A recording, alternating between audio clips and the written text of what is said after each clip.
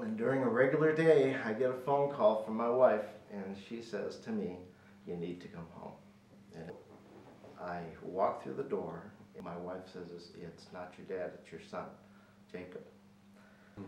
And what they had said was the cancer had spread into his blood system. He had leukemia. They couldn't find a single white blood cell in his blood. Wow. And they basically, they had him on life support when they had called me. And by the time I got down there, I kind of figured that he wasn't going to make it through the night. But we had to hold his hand and see him out. My one lifelong dream that I had was going to be normal. I had 2 cracks at it, and one died during childbirth, and the other one died during cancer. So all of my male experience through my life has been rather funky, rather weak.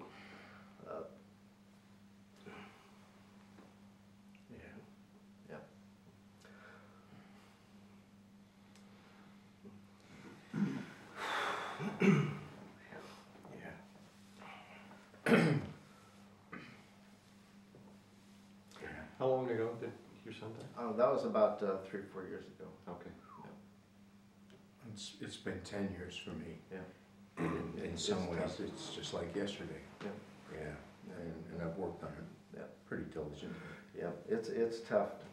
You have to go through the emotions when you lose somebody. I don't know if anybody we can has ever lost anybody, but a lot of people deny it and try to be stoic and not cry, the sort of thing. But you have to let your emotions do their thing. You have to go with them. They're there for a reason. They're an outlet for the pressure that builds in stressful situations like that. It just seems like so against the natural order to lose a kid. Yes. It's like, even facing my own son mortality, I don't even want to think about going. I mean, I want to go before my kids go. No. Just to see that is just so unnatural. I can't even begin to empathize with what that experience was like for you guys. It's just brutal. You guys have all been open, honest, vulnerable. I'm just so impressed by the caliber of every guy in this room. I couldn't be more pleased. I had this feeling that this is something every guy in America needs to be thinking about doing, and after this day, I'm positive that this is something every guy in America needs to be doing. What would you like to get out of it on a going forward basis? What would you hope to get out of it? Trust with other men.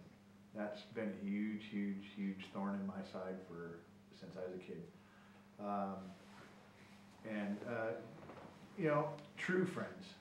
Hopefully, if this does keep going, that we do make some friendships out of this, outside of just us showing up and talking about our issues. I want to gain true men friends. Not just surface friends. I want guys. You guys know more about me than my buddy for 26 years knows about me. And like I said, it's a healing process. I know I'm in the middle of a big healing process. I want trust. I'm at the point now I'm going to go start my own men's group. It's the carry-on aspect of it. I think that the way we were so open from get-go means that there's a lot of other guys out there that wish they probably had this opportunity. Is the way I'm looking at it, because we were so open in the first day that we just wanted to let this out. Yeah. And and we're talking. Some of us were talking at lunch. You can't heal till you're ready to heal, till you want to make the change. We're all here because we want something different in our lives. I told you guys a couple of stories that my closest friends don't know. All I can say is that the potential for growth is pretty phenomenal. I think it's wonderful. And hopefully we can help, if we do continue, we can help pass this openness out a little bit into the world and create a little bit more whatever it would create out there. That's how I feel. I have to say that with no exceptions, you guys are really courageous. It takes an enormous amount of courage, to dig deep and say, look, here's who I am, here's who I've been, here's who I am, and here's who I'm trying to be. That takes an enormous amount of courage to talk about all the mistakes you've made in life or whatever. It's just an amazing amount of courage, and I'm so heartened. And my dream has always been to get every guy in America involved in something like this so that they have a place to take their issues so they don't have to suffer alone or second guess themselves in front of the bathroom mirror. I'm sure if men watch this and they say, wow, that guy actually said that to that other guy and that other guy. I mean, guys are going to be amazed that men can be open without getting jumped on, as you said, safe. There's been no judgment here today. There's been no advice. This has been really amazing, and so for me to keep this going, just to continue my dream, to get everybody to get guys to wake up, and each of you guys, I'm just blown away. I'll have to think about this for a couple of days, I'm sure. Yeah. I'm stunned by how this all worked out, so I want to thank all of you for being so open and honest and digging so deep. And I think going forward, more of the same. I think you'll all start to see your lives shift. Slowly maybe, but you'll see your lives shift.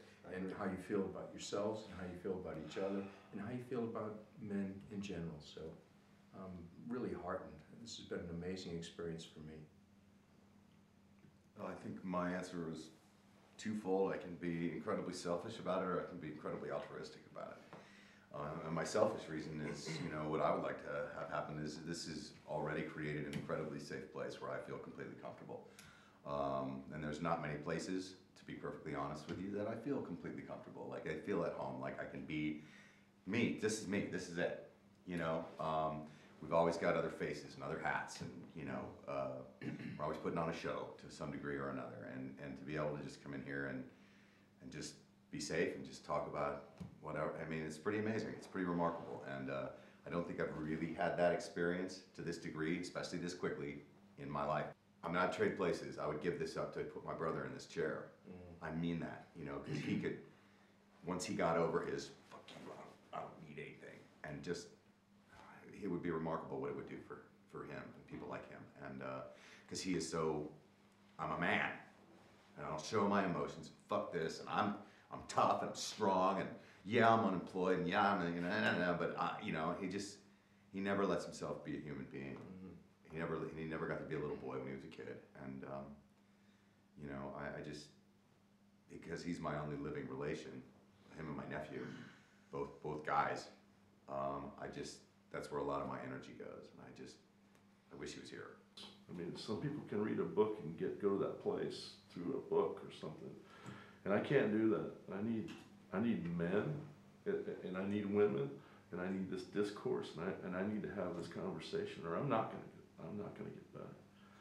And the last year and a half, sitting around this big old house by myself, I wasn't going anywhere. I wasn't doing anything. It was a real placid, real stagnant time.